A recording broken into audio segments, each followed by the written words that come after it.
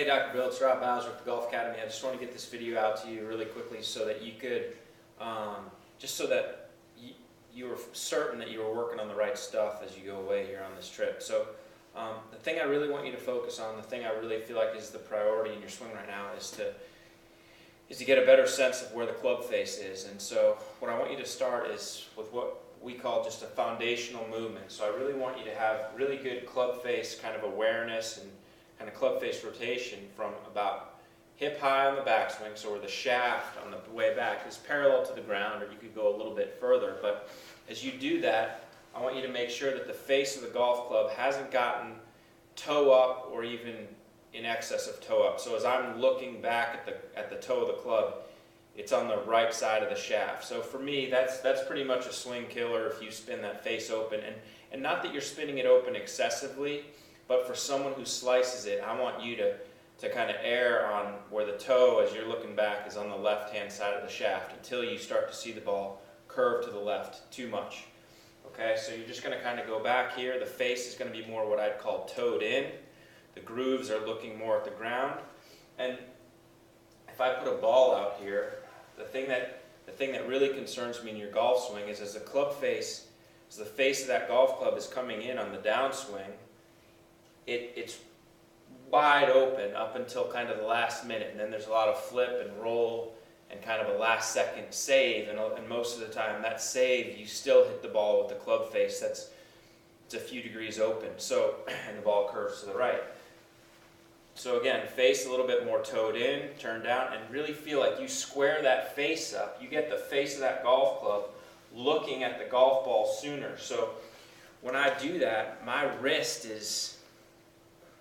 forearm is rotating. My wrist is rotating to square the face. So you're taking a more shut face and you're squaring it even sooner. So the face is square to my intended line when you're doing this drill. It's slightly exaggerated, but the face is square to your intended line, let's say 6 inches before impact, 12 inches before impact. That eliminates the need for you to feel like you have to flip it and roll it and to try to save it from slicing off the fairway to the right. The other check for you as you do this, so in your finish and your follow through is a great place to check.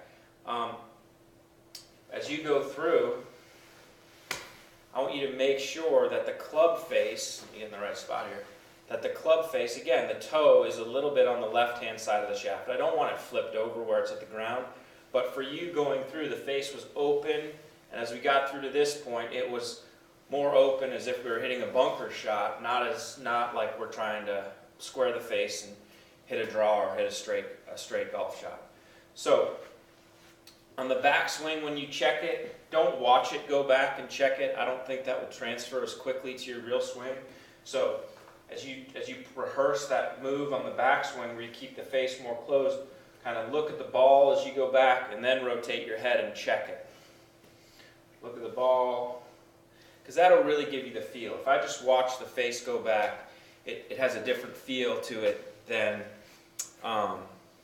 when I'm keeping my eye on the golf ball. The other thing to monitor in your follow through for you in particular is how much tension is in your arms. So a lot of times when you're hitting these little 50-yard pitches, your arms will be like hyper straight.